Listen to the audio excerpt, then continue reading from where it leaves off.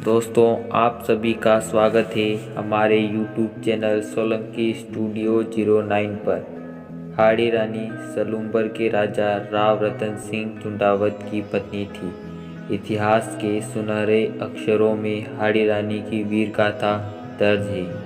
उन्होंने अपने पति को विजय की ओर प्रेरित करने के लिए एक ऐसा बलिदान दिया जिसे करना तो दूर, सोचना भी शायद मुमकिन नहीं। नमस्कार दोस्तों, आप सभी का स्वागत है हमारे YouTube चैनल सोलंकी स्टूडियो 09 पर। तो आज हम बात करने वाले हैं हाड़ी रानी, जिन्होंने एक ऐसा बलिदान दिया जिसके सोचने से ही रोंगटे खड़े हो जाते हैं। अगर आप चैनल को पहली बार देख रहे हैं तो हमारे चैनल को लाइक, सब्सक्राइब करें और साथ ही बेल आइकन को प्रेस करना ना भूलें ताकि हर वीडियो का नोटिफिकेशन आप तक पहुंचता रहे। तो चलिए जानते हैं हाड़ी रानी की उस वीरतापूर्ण किस्से के बारे में। हाड़ी रानी बूंदी के हाड़ा शासक संग्राम सिंह की पुत्री थी, जिनकी शादी उदयपुर के सलूम्बर के सरदार राव रतन सिंह चुंडावत से हुई थी तथा हाड़ी रानी को साल कंवर के नाम से जाना जाता है और बाद में हाड़ी रानी के नाम से पुकारा गया। हाड़ी रानी एक ऐसी वीरांगना थी जिन्होंने अपनी अस्तित्व की रक्षा के लिए अपने पति को अपना फर्ज याद दिलाने के लिए अपना सिर ही काट कर पेश कर दिया ताकि वह अपनी नई नवेली दुल्हन के मोह पाश में बंधा अपने राष्ट्र धर्म से विमुख न हो। यह उस समय की बात है जब मेवाड़ पर महाराणा राज सिंह 1652 से 1680 का शासन था। इनके सामंत सलूम्बर के राव रतन सिंह चुंडावत थे, जिन्हें हाल ही में हाड़ा राजपूत सरदार की बेटी से शादी हुई थी। कथा के अनुसार हाड़ी रानी के विवाह को अभी केवल 7 ही दिन हुए थे। हाथों की मेहंदी भी अभी छूटी नहीं थी। उनके पति को युद्ध में जाने का फरमान आ गया, जिसमें महाराणा राज सिंह ने राव रतन सिंह चुंडावत को दिल्ली से औरंगजेब की सहायता के लिए आ रही अतिरिक्त सेना को रोकने का निर्देश दिया था।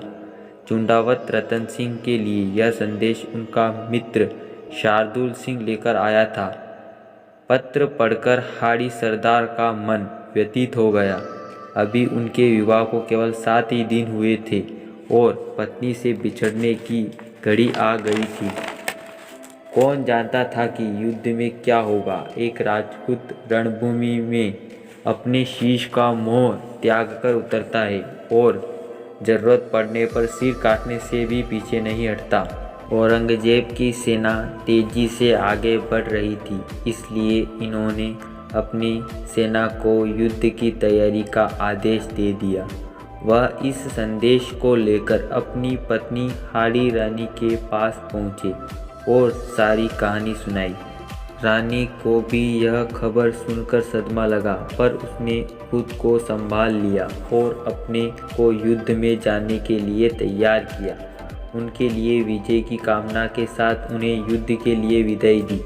सरदार अपनी सेना को लेकर चल पड़ा, किंतु उसके मन में रह रहकर आ रहा था कि सचमुच मेरी पत्नी मुझे भूल न जाए। वह मन को समझाता और उसका ध्यान इधर ही चला जाता। आखिर हाड़ी सरदार से रहा न गया और आधे मार्ग से उन्होंने पत्नी के पास एक संदेशवाहक भेज दिया।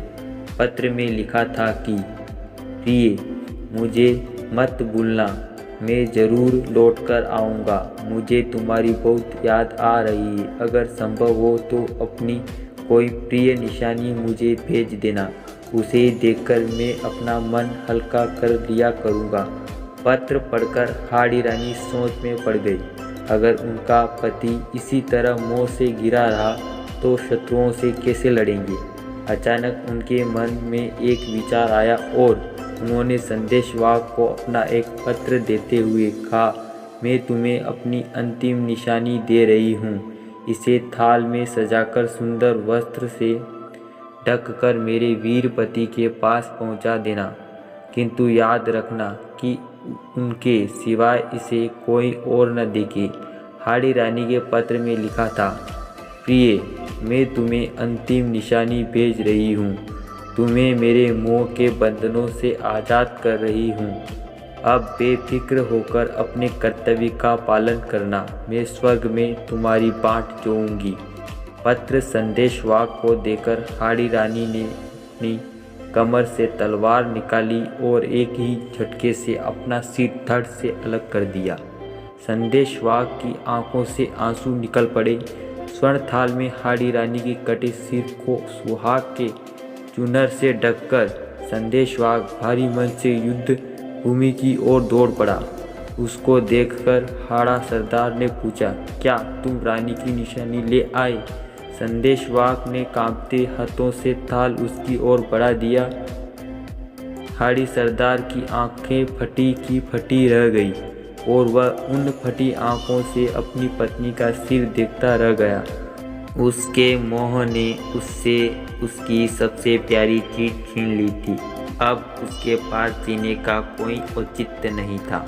उसके मन ही मन कहा, प्रिय, मैं तुमसे मिलने आ रहा हूँ। हाड़ा सरदार के मोह के सारे बंधन टूट चुके थे। वह शत्रु पर टूट पड़ा और इतना अप्रतिम शौर्य दिखाया कि उसकी मिसाल मिलना बड़ा कठिन है। जीवन की आखिरी सांस तक वह लड़ता रहा। औरंगजेब की सहायक सेना को उसने आगे नहीं बढ़ने दिया जब तक मुगल बादशाह मैदान छोड़कर भाग नहीं गया था। इस जीत का श्रेय केवल उसके शौर्य को नहीं बल्कि रानी के उस बलिदान को भी जाता है जो अब तक के इतिहास का सबसे बड़ा और अविस्मरणीय बलिदान माना गया है। आशा करता हूँ आज का यह वीडियो आपको बेहद रोचक, प्रेरणादायक और वीरतापूर्ण लगा होगा।